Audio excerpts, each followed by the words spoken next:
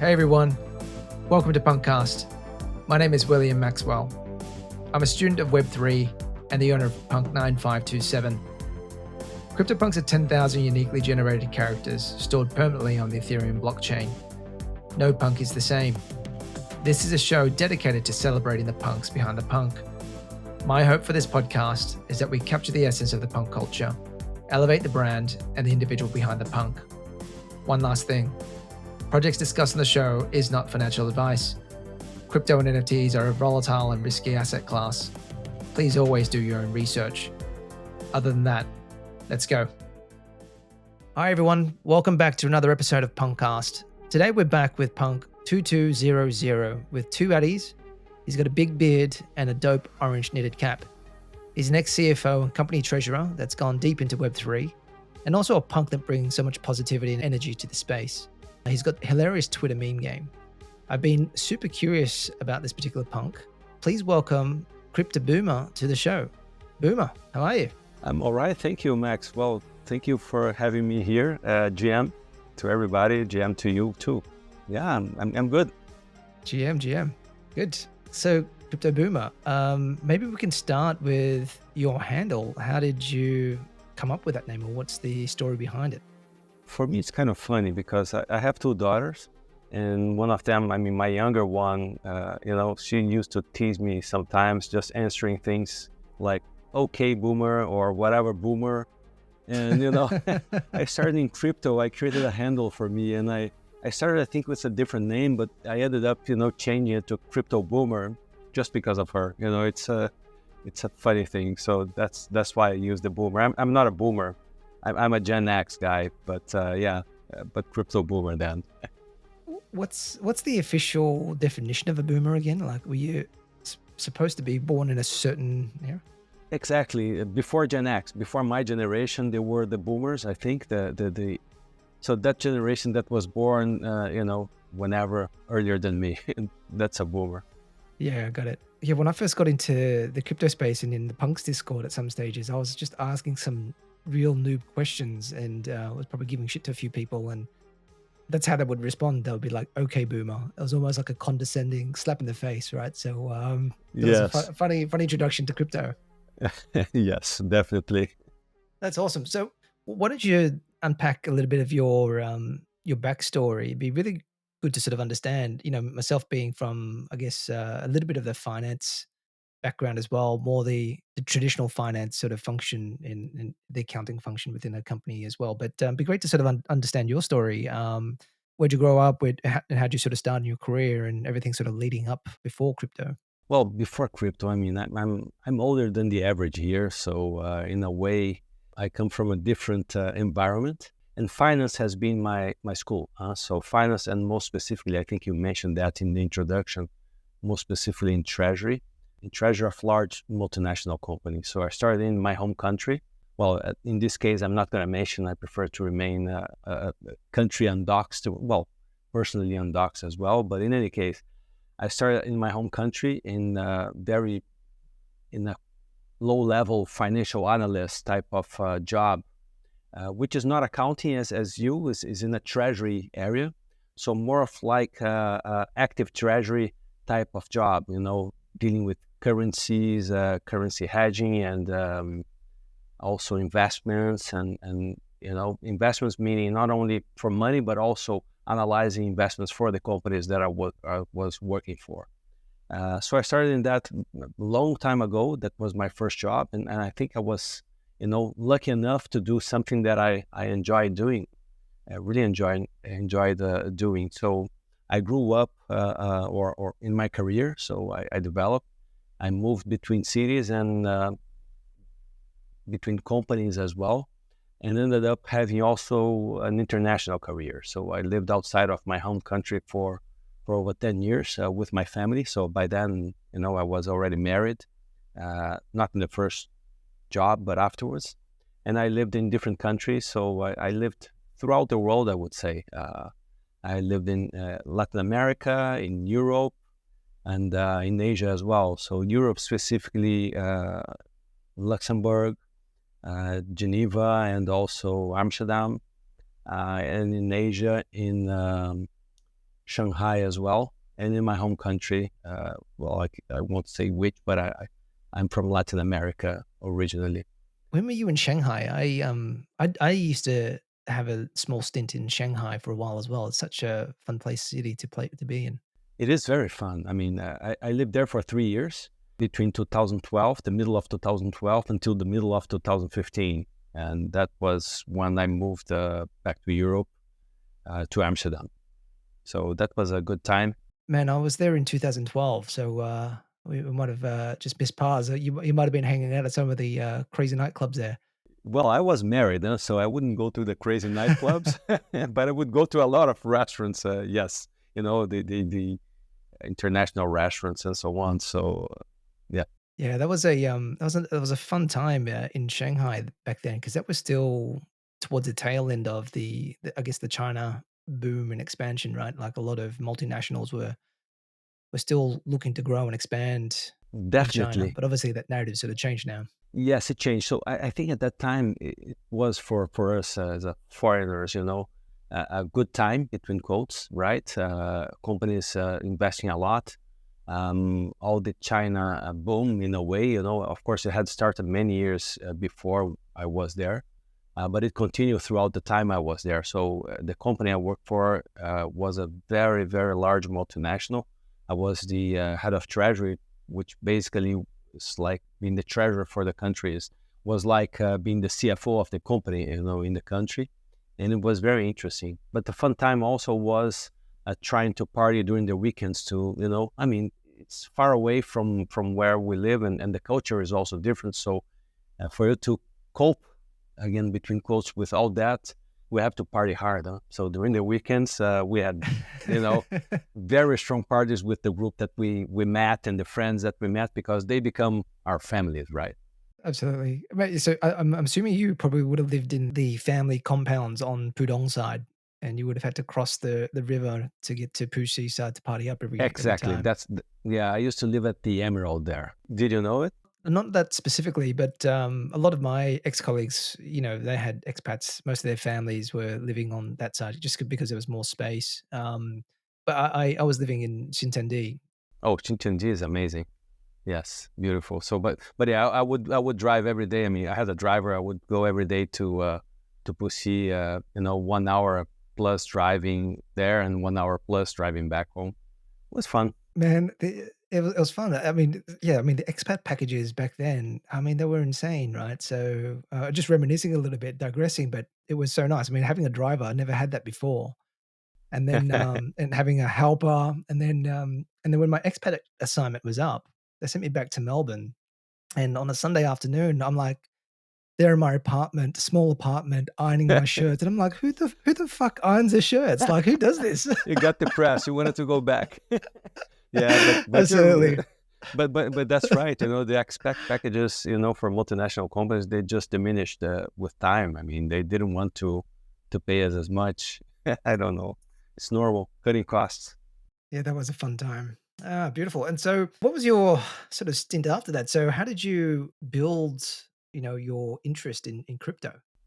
Well, it's fun to say that, because I had an opposite view on crypto, being a treasurer and risk management and so on. I looked at like Bitcoin first, and I thought, this is a bubble, what the heck is this, and people investing, and back when I started hearing about Bitcoin, that was in end of 2016. I was back to my home country after my expat life, and I was head of the trading desk as well as a treasurer, of the company, and the same company that I lived outside. And the guys, the younger guys were talking about Bitcoin. I said, man, why are you looking at this? No, I'm thinking of buying a computer and some, whatever hardware that I can mine Bitcoin. I said, wow, okay, well, then go for it, But I was averse.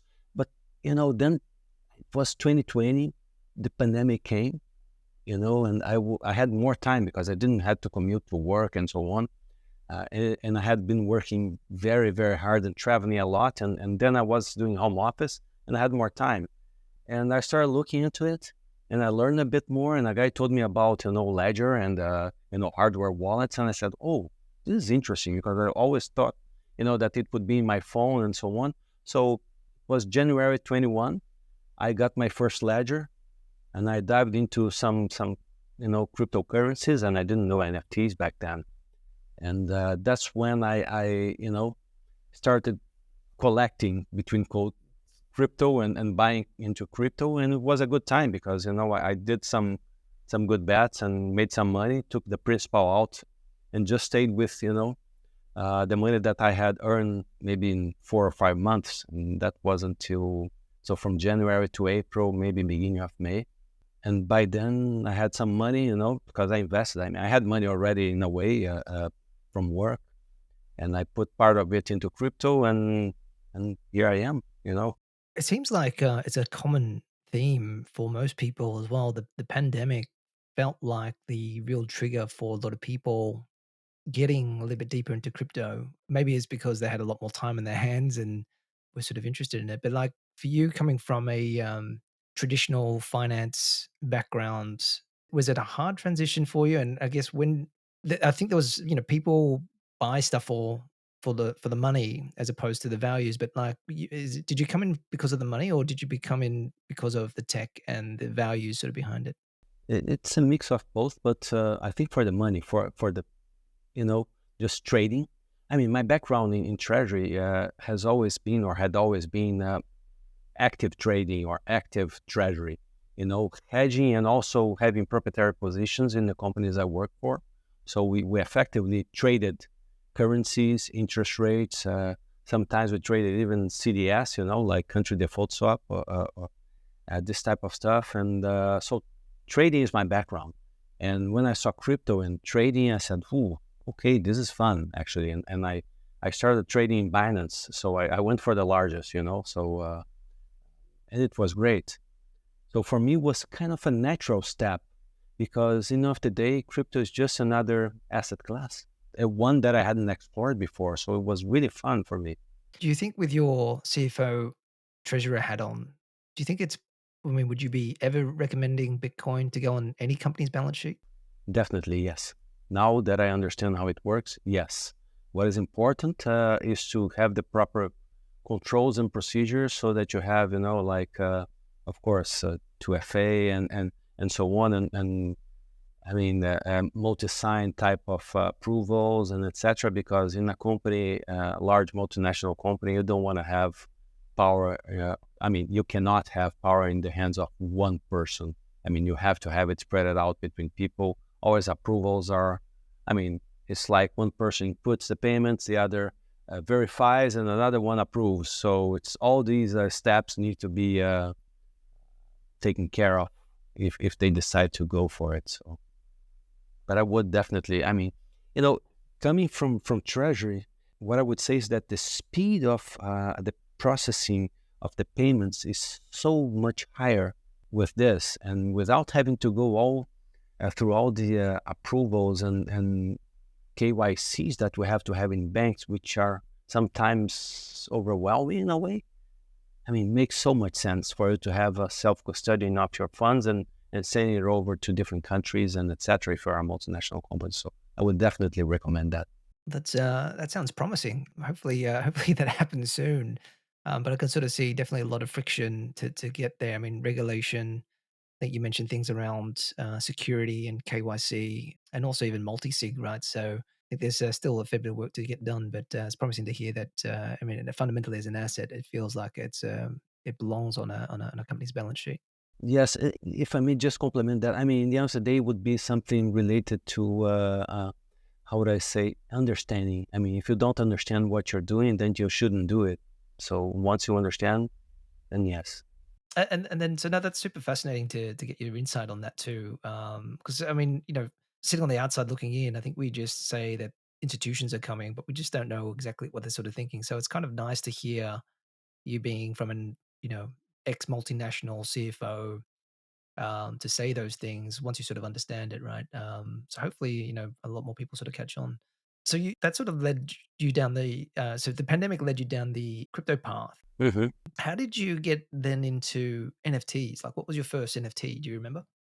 Yes, yes, I do remember. My first NFT, so I was in crypto Twitter because that's how I started getting also some insights into crypto and trading and what people are doing and so on. And I looked at these people with these different PFPs, and the different PFPs were CryptoPunks. And I started researching, but how do you buy these? How do you do this? I mean, what do you have to have? And then I found out about MetaMask, and I said, oh, okay, so you have to have this other thing. Because I was doing, I started the other way around than people normally start. I started with a hardware wallet, and you cannot buy, NFTs with a hardware wallet. You have to buy with a MetaMask or whatever others. So actually, I didn't find out about MetaMask first. It was another wallet, and I don't remember the name because it was one from my phone, something with a T or something. I don't remember the name. I won't remember right now. But I started with that, and then I saw people with MetaMasks, and it was easier to use and so on. And I got a MetaMask, and I bought my first NFT, which was a PFP of this small collection called CryptoJacks. I still have it today. I mean, yeah, it cost me, if I'm not wrong, 0.12 ETH, so I had to exchange whatever currency, cryptocurrency I had at the time for ETH. And I didn't have much ETH back then. I look at ETH, I said, well, what is this, So I was more a BTC, Bitcoin type of guy, or Dogecoin. I mean, I got all that spike on Dogecoin. That's what made me some money. That's why I like Dogecoin, even though it's all the way down and whatever. But anyway, we're in a bear market. But I got that first, and that was my first NFT. And I bought another couple of crappy NFTs that didn't, value anything. And I was looking at other stuff. I said, I need something different. And that was in May 2021, right before the famous summer of 21, right? And I look at other NFTs back then and started buying. So, and we all get addicted to NFTs. It's amazing.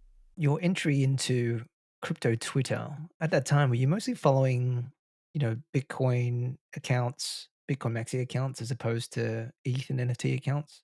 Or were you sort of getting a mix of both? And I got a mix of both. And like I said, I was into Dogecoin as well. So I followed a lot of people that were, pumping Dogecoin in a way and looking at Dogecoin. At that time, from January to April, we had that spike, right? From 5 cents to 70. I got out at 30 plus, but I got half the way through. It was good.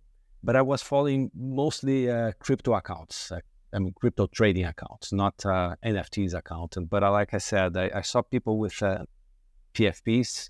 And I said, what are these? And CryptoPunks were the ones. And I started researching CryptoPunks, and I saw the prices they were sold for. And I said, oh, wow. And they were selling for, 16 or 18 ETH back then. So is that how you found out about CryptoPunks? It was just looking at Twitter and seeing which accounts had CryptoPunk sort of profile pictures? Yes. I think I might have looked at CryptoPunks before once. I think there was I don't know if it was a Sotheby's sales or what it was, that I saw a very high valued CryptoPunk being sold. And I think that was before I entered into NFTs, but then I realized what it was, when I looked into it. And yeah, but wow, CryptoPunks, they're very, in my opinion, in terms of, they're very distinguished, they're very recognizable, very specific. And back then they were. So that's how I started looking into NFTs. Absolutely. And then, so what was your next step then? Like, when did you start getting serious about buying a punk? And then, talk us through, I guess, that sort of purchasing journey for your first CryptoPunk. Mm-hmm. So, I looked at the prices of CryptoPunks. I said, wow, this is too much. And even though I had the money, because I had made some good gains in crypto and cryptocurrencies, you put 15 ETH or 20 ETH into a PFP. I thought, oh, I'm not going to do that. So I bought Bored Apes. That's what I did first. I bought my first, I think was 0.42 ETH or 0.43 ETH, something like that. That was mid to end May, and I like them. So I bought maybe a few of them, and they started appreciating in value. And once I saw that and I saw CryptoPunk, I said, well, I like the punks, huh? So, you know what? I took a leap of faith in a way and bought my first punk. I think was punks.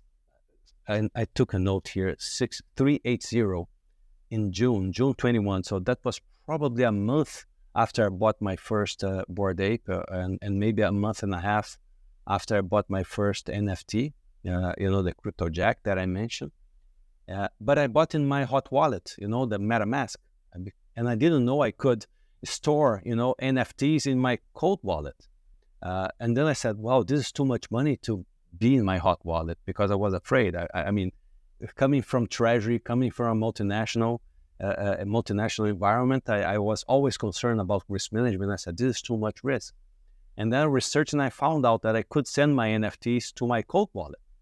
I just had to create a link, between my cold wallet and MetaMask, and that's what I did. And when I did that, I sent my CryptoPunk from my hot wallet to my cold wallet. I said, okay, now I can invest more, and that's what I did. I bought more punks. So how many punks do you have now? You've just got 2200? Yes, right now I just have 2200, but back then I had 4 at a certain point. That was the maximum amount I had. But that was, in June, between the middle of June and the end of June, right before that spike in prices, So I bought 4 CryptoPunks. Beautiful. And yeah, it was good. It was beautiful. Mate, yeah, that was a crazy time, right? It was a crazy time, but I did sell one of them at the top. Was good. Was a good deal, I can tell you. Yeah, I remember that time. I mean, Visa had bought in, and then all these funds were sweeping the floors. And I remember sitting in the Punks Discord, and the sales bot kept popping Yes, up every minute or so, and it was absolute I euphoria remember that. to get to like 140th floor. Yeah, I was in the CryptoPunks Discord as well. I wasn't very active. I was more looking at what everybody was saying. I mean, the alpha was there, huh? I mean, punks were trendsetters in a way. In a way, until the apes also came into play. They have always been trendsetters, and there was back then, as you know, and everybody knows, afterwards a competition, between punks and apes and so on, and I had both, so I didn't care. I couldn't care less about which one would win or whatever. I just wanted to, be in the game in both sides. Absolutely. Well, hedge your bets for sure. I think I did the same thing, but I mean, if you look at your Twitter profile, you're rocking a punk, and you flipped from apes into punks. Like, what? I mean, why did you do that? And I guess, what do punks mean for you? Yeah, I started with the apes, and I had more apes than punks, and I sold my punks, during that summer, and I kept one in the end.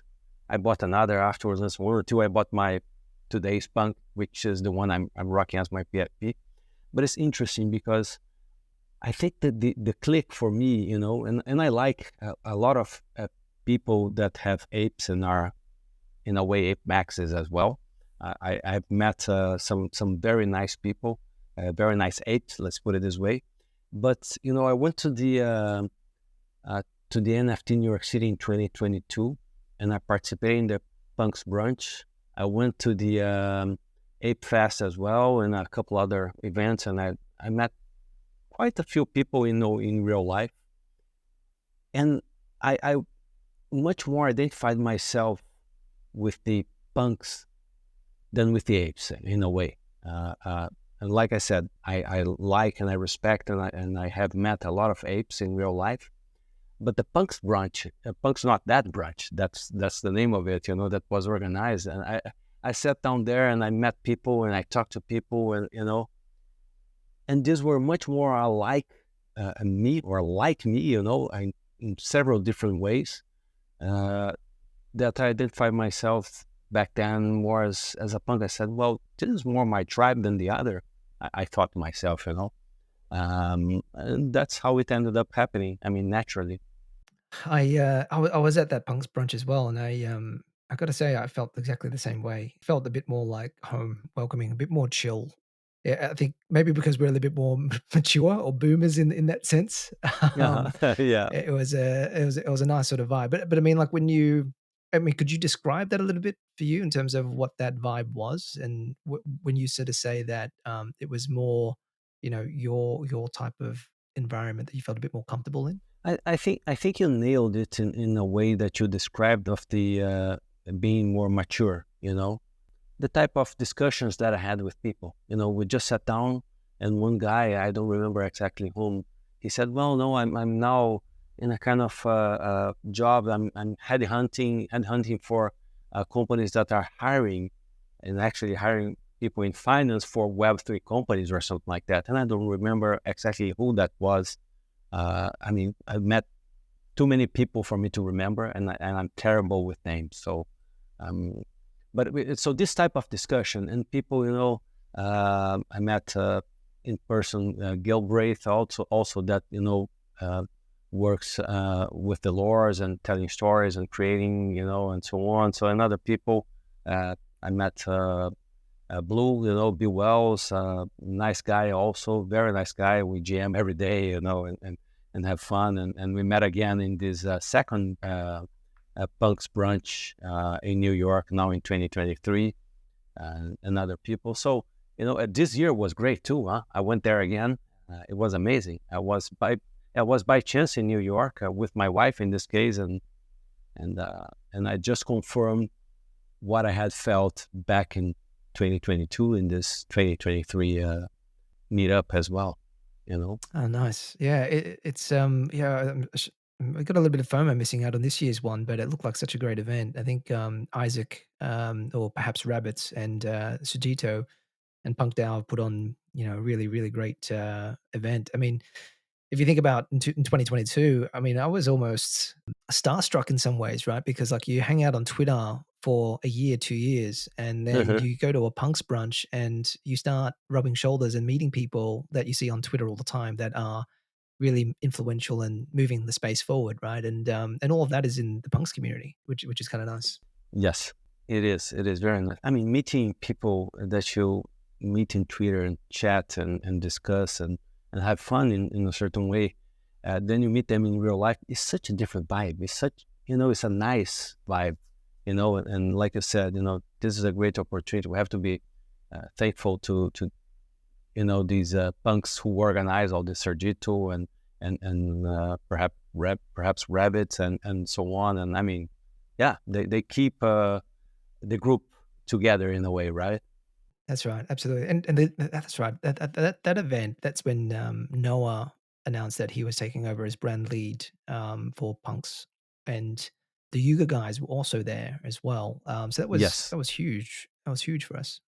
I remember. Yeah, yeah. Both Garga and Gordon were there at the 2022 one. Yes. That's right. Cool. And mate, let's talk about your current punk then. So Punk 2200 is a beautiful punk. No Thank you. bias here, but he's got a big beard, but obviously the knitted cap, which we both share. Yes. What talk us through your selection process around attributes here? Like what attributes were you sort of looking at when you were looking to buy your punk? Well, orange is my favorite color. Okay, so I had always wanted a knitted cap. I could buy a punk lady as well with the orange side, but I would identify myself better with a knitted cap punk. And but I had never seen one that really triggered me into buying.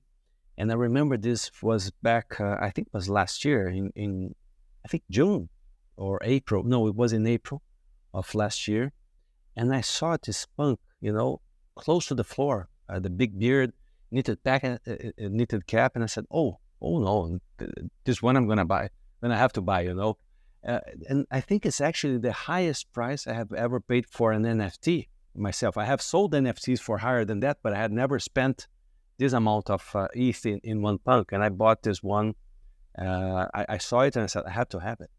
I had only one punk back then. It was the one I was rocking, not as my PFP, but I would, every now and then put it on. And when I had that one, I said, oh, this is amazing, So it's very distinguishable, if you know what I mean. The big beard with the knitted cap. There aren't many like that. I think there are maybe 7 or 8. And he's a serious punk, huh? Yeah, he is a serious punk. And you've definitely made it your own brand on Twitter for sure. So I love seeing your memes and posts. And what I do find fascinating though is, we get into, the traditional world, everyone's serious. We're wearing suits, and I can just imagine you being a corporate guy, walking to boardrooms and, speaking about serious topics around business. And then, in the Twitter space, I think all barriers are dropped, right? Like, everyone's a bit more calm, relaxed, and we're having fun, right? And you're sort of vibing with the memes and tweets. And I just love the fact that you were that guy. Yes, well, I love it, and it's interesting what you said because I'm not going to meetings anymore. Huh? So since last year, beginning of last year, I quit my job. So I quit my job and went full time, into Web3 and just taking care of funds and trying to make a living out of it. So that's what I've been doing for 1.5 years practically, and. But my wife keeps telling me, "Oh, you should go back to work. I mean, you're so young and so on." And I said, "I don't want to, go into meetings." And because I'm thinking, no, I prefer staying Twitter than going to meetings. Well, congratulations, Boomer. That's amazing to hear. And if money wasn't an issue for you, then, and it sounds like it's not, what punk do you think you would buy?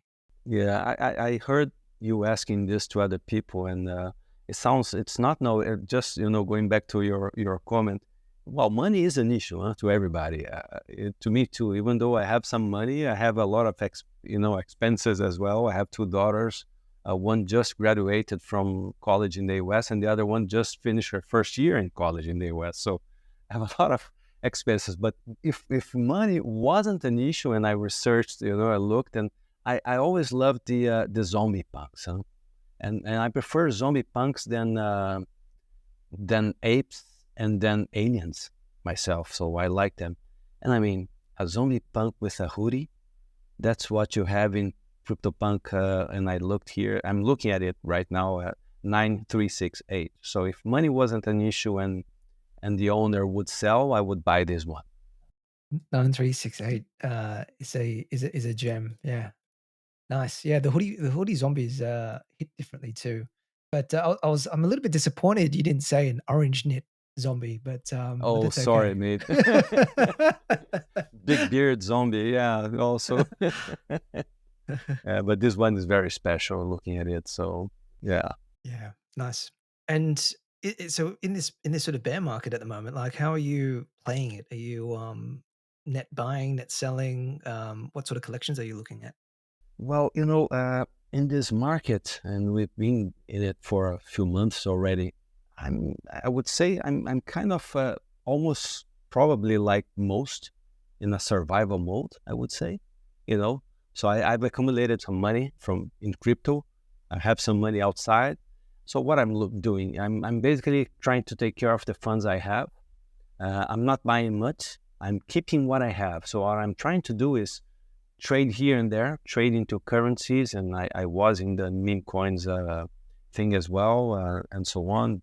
Did okay in a way, somewhat, but not like not making any $1 million with it, unfortunately. But so what I'm doing, I'm buying things that I like, that I really like, and think that can value when the bull market is back, and I'm trying to hold on to what I have. That's what I'm trying to do. I sold a few NFTs since the beginning of the year to make some ETH and make some money, and I put it actually into BTC, which is into Bitcoin, which is more stable in a way, trying to avoid losing money, if you know what I mean. I don't mind not making a lot as long as I don't lose and keep what I have. So that's how I'm managing my risk right now. You sound like a true corporate treasurer, managing risk. Yeah. I mean, I take some risks too. Huh? Don't get me wrong. I put some money into some meme coins and took some risks, but I managed to. Yeah, that's what I do. Managing No, risks. I wish we had this conversation earlier during the year. I think I risked a lot, and yeah, it hasn't been a fun sort of journey for me. But Mhm. but in terms of collections that you like what do you sort of look at in terms of those pieces? Like, what's your criteria? Well, I like to buy what I like. So in collections, so that in case it doesn't go up and actually goes down and I'm stuck with the NFTs, I like, keeping what I like, So, but I have some NFTs that I think that will do well in the bull market. So I have Kitaros, of course. You know, People have probably seen me with Kitaros in my, in Twitter. I have biopills. Biopills is another collection. So these two collections are probably the ones that I'm invested heavily in a way. And I have art. I mean, I've been buying art here and there as well. I bought during the bear my grail that I love it. My Ecumenopoly is party lights, which is beautiful. Yeah, I really love it. I bought a few other pieces. I have some art from I don't know if you know Stefan Grosser-Halber as well. Um, so Steph, I mean, he makes amazingly beautiful art in my opinion. I love it, and I bought a couple from him, and actually collected the printed posters signed by him in New York just a couple months back. It's beautiful. So you should look at his art as well. It's amazing. But yeah, I like collecting art. So my family has a history, and we haven't mentioned this in the interview, but my family has a history in art. Since my great grandfather, actually even before him, and it's in the family. So my father was, because I mean he's still alive, but he's not actively doing it anymore. But he was like an art dealer, really, in his life. And so he's collected art all over. So I'm into art a lot. My two daughters, they are studying. I mean, one has just finished college in fine arts as well, and philosophy, a double major. And my other is also studying fine arts. So in the family, it's in the blood in a way, I would say. Yeah, so like when you say arts, more so traditional art, do you collect like paintings and masters and all that type of stuff? Yes, I do. Yes, I do. I mean, we were with the video on. I think I didn't notice, but I have some art in my main room here as well. I can turn it on afterwards, and you can take a look. But yes, I do. I collect art. I have inherited. I mean, my father has given me some art throughout my life. As a present as well. So I have some nice European art as well. Modern art, 1920s, 1930s, and so on in my house here. It's beautiful. Yeah. Nice. And you mentioned the art blocks piece, Ecumenopolis. I think, yeah, I remember these going for like, I hit like, I don't know, 8 to 10 ETH or something at one stage. And I thought I was out of reach, but they're like an ETH now. So it looks all right. Maybe I'll have another dip. I think yeah, Communopoulos for me is one of the best gen arts that there are out there. For me, it's a gem that is you know if you're in a bear market, I think this one is the hibernating bear. Yeah, to be frank. Yeah. So that was in the playground collection. So it wasn't the Yes. curated, but it's still nice though. But I do remember that. Should Yeah, I mean, he did first the curated one for Dreams, Josh Bagley, right? And then after that, he could do the playground. And actually, I think is one of the few that the playground actually turned out to be more recognizable than the curated one, if I'm not wrong. Yeah. Yeah, Dreams looks nice too, actually. I have a couple Dreams too. Yeah, they're Yeah, I beautiful. saw that. The Sotheby's sale of Dmitry Cherniak's ringers went for 6 million, or 6.5 million last night, which is kind of crazy, right? So hopefully it draws a bit more positive attention back to Gen Art and this space. I think it will. I mean, it was an amazing sale. Frankly, I didn't expect it to go the way it did, and it did, which is great. I think Sotheby's did a great job with everything. And 6529, huh? So 6529 fund bought it, huh? So that was a bar, and it's amazing. Congrats to him, and congrats to the space. Like you said, I think it may trigger back a run for Jan Art. I think maybe we're gonna have a nice summer. Who knows? I bet we are, but we'll see. Let's hope so. And when you look across the punk community, do you have like a favorite punk personality that comes to mind? Well, there are so many different personalities in the punk group. People with different personalities that are admirable in different ways. But if I think of maybe one person, is the person that I kind of identify myself the most because I think she's probably about my age. She has a lot of takes that are very interesting takes, similar to opinions that I have as well. So I don't know if you know Suzanne and Atty. I call her Yeah, she's Susie, lovely. She's lovely, yes. I mean, I'd never chatted with her, talked to her in person, but we exchange, Twitters here and there and so on. And she's very nice and I like her, her style. So if I had to name one, it would be her. Yeah. I'm so happy to hear that. Yeah, Suzanne has been a PunkCast listener from day one, and it's probably part of the reason why I've kept going. Oh, So nice. huge shout out to Suzanne there as well. And if you were to describe punk culture in a few words, like how would you describe that to you? One word would be everlasting. It's forever. The punk culture. I mean, punks. They were the first 10,000 collection and so on, PFP and etc. I think it's made of people that are smart, people that are in very different fields. Like I said, admirable. And I think punks are recognizable, easily recognizable. They are easy. They are simple in terms of traits. You can easily identify, look at one and immediately say, this is this, and this traits.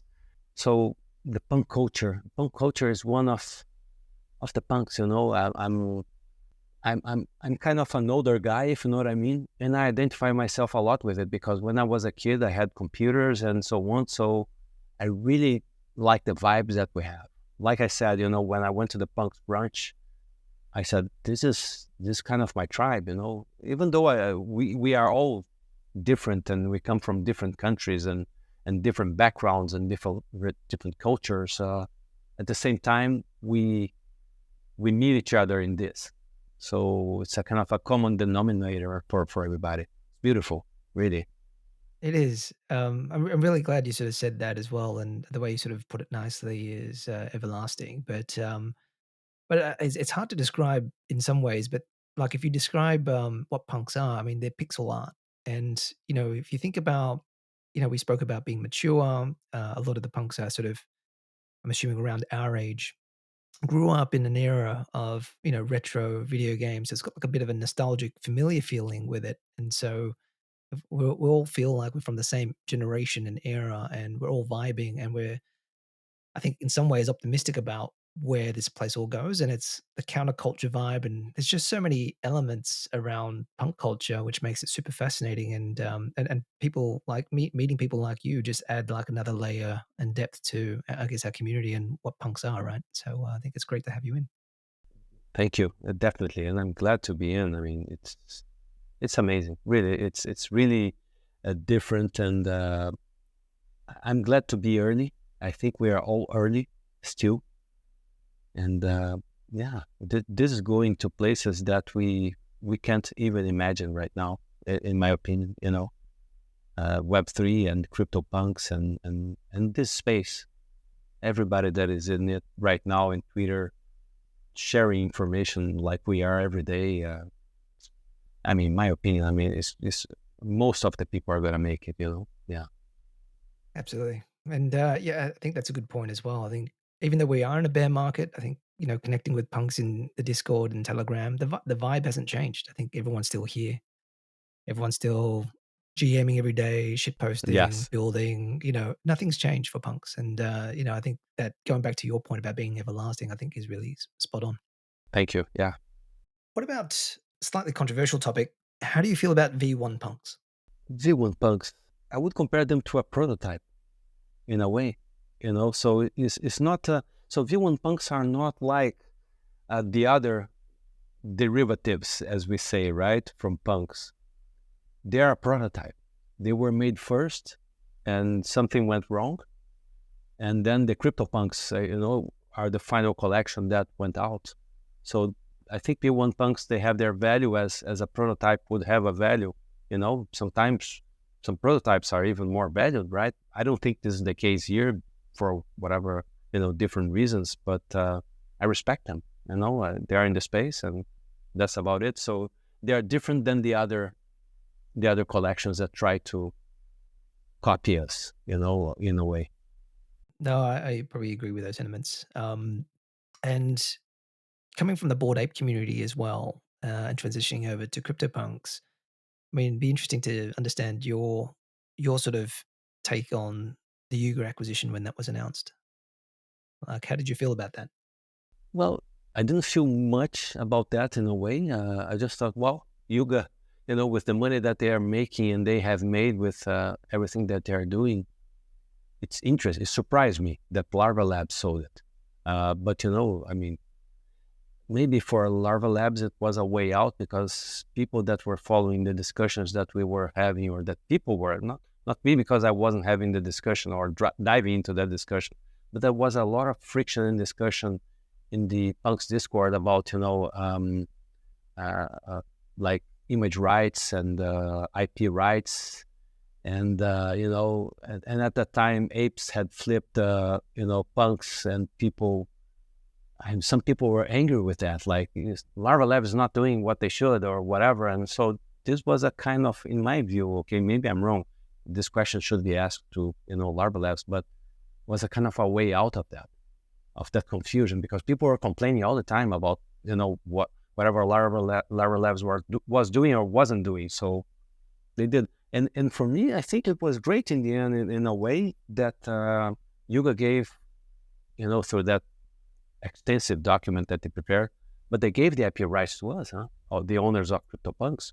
That was nice, And I don't know if you know that my punk was one of the first, if not, I think it was the first to use the image of the punk for something. So I allowed, the image of my 2200 to be used for a sauce, the board sauce, So Nice. Yeah. I think in the issue of the first CryptoPunks newsletter, it was there. It's still there. So if you go to the first issue of the CryptoPunks newsletter, there's an article about this. I think I remember that about some sauce. I might have to pick up a bottle. Yeah. Oh, you should. Yeah, it's amazing. Or I can give it one to you one day, because I have still maybe 10 here with me. Lovely. Well, Boomer, this was a super fun conversation, just trying to unpack your story. And I think that curiosity sort of been met. And shout out to Dr. Diamond as well, who sort of put me onto you as well. And I know you guys are sort of connected as well, and both in Mighty Labs, I think it is Mighty Labs DAO. Do you want to talk a little bit about that? What is that? Sure. Mighty Labs DAO is a DAO that has been, that has started in the beginning of the year or in the end of last year, if I'm not wrong. So it's a DAO that's going to have a launch pad for launching projects, and so we have a sheriff's badge, I think 150, maybe 180 or 200 sheriff's badge, which gives you rights to vote in the DAO, certain rights and benefits. It's a DAO that is incipient in a way still. It's going to launch another collection. But the objective of the DAO, is to become a launchpad for Web3 projects.